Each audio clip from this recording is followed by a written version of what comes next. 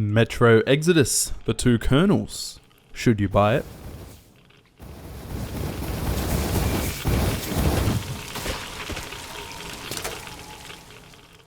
Welcome to a review of the first DLC for Metro Exodus. Now before we start, if this review helps you in any way, or if you want to see more, make sure to leave a like, or even subscribe to the channel if you're keen.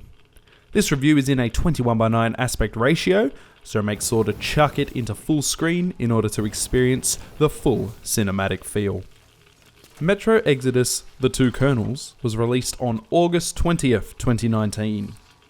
In this review, I will be reviewing the DLC for Metro Exodus only. I have already reviewed the base game for Metro Exodus in a previous video, which I will leave in a card in the top right hand corner now, and also in the description below. So if you haven't seen that already, make sure to go and check it out. This review will be shorter than usual due to the focus on the DLC itself and not wanting to repeat everything I've said in the base game review. We also won't be using the normal review categories in this video as it's only a DLC. I will also issue a slight warning that this DLC review may contain possible spoilers for the main game, so if you haven't yet played through, I would recommend doing so before watching this video. This DLC doesn't require you to have completed the game or have an in-depth understanding of the main story, but I would still recommend completing the main story first, as this DLC does have links to the main game and could also provide some spoilers, and it'll just be an overall more enjoyable experience. As usual, I won't go too deep into the story of this DLC in order to avoid as many spoilers as possible. To start off with, the two kernels is quite different from a lot of the main game within Metro Exodus due to the fact that the entire DLC takes place down within the tunnels, and thus the entire DLC is a linear experience, similar to some aspects of Exodus and previous Metro games. There is a strong focus on story within this DLC and takes place in a city that you will come across in the main game, where we follow the journey of the main character Colonel Klebnikov and his son Kirill, who you may recognise from the main story as well. Now let's talk about the brand new weapon added in this DLC, the flamethrower.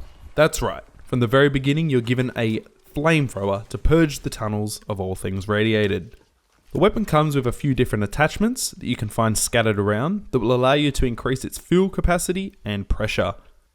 Using the flamethrower feels alright and quite fun at first, but when you face off against certain enemies, it doesn't feel like it stands up particularly well, as half the time the enemy will charge straight through your flames and attack you without you even realising, or even worse, they will sometimes charge at you whilst on fire, which is absolutely terrifying.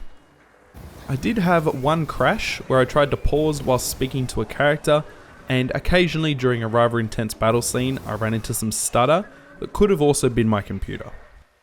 For those who play in a 21:9 aspect ratio like me, the starting cutscene was unfortunately in 16:9, but the rest of the DLC worked more than fine at ultra-wide. The frame rate seemed to stay around 70 to 100 most of the time due to the linear nature of the game compared to the open world of the base game.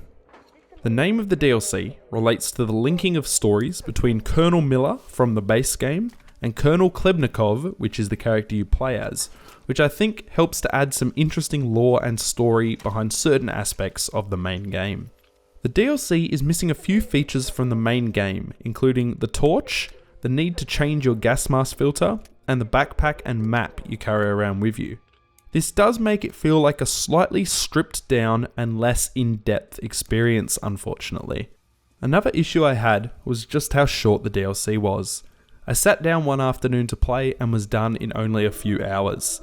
It also felt slightly rushed at times and skipped over a lot of time in order to fit the whole story in. There isn't too much more for me to say that won't spoil the story, as once again this is a very story heavy and story driven DLC, but probably the best thing about it was just how well it linked between the main story and the DLC. Now the question, should you buy the two kernels? The DLC itself is $7.99 US, which is considerably cheap for a DLC despite being rather short. I would recommend buying this DLC if you have already bought, played and loved Metro Exodus like me. Don't buy it beforehand, as I would say you'd have to really enjoy Exodus in order to enjoy this DLC. But for the price of this DLC, I would say it's worth a buy if you're interested, but at this time, I wouldn't say you have to rush out and grab it immediately, as it's nothing mind-blowing, and overall, I'd say I enjoyed Metro Exodus base game much more than the DLC. Anyway guys, hopefully you enjoyed my shorter form review of Metro Exodus The Two Kernels. Let me know in the comments below what other games I should review, and if you enjoyed this video or it helped you out at all, maybe leave a like or even subscribe. And peace out everybody.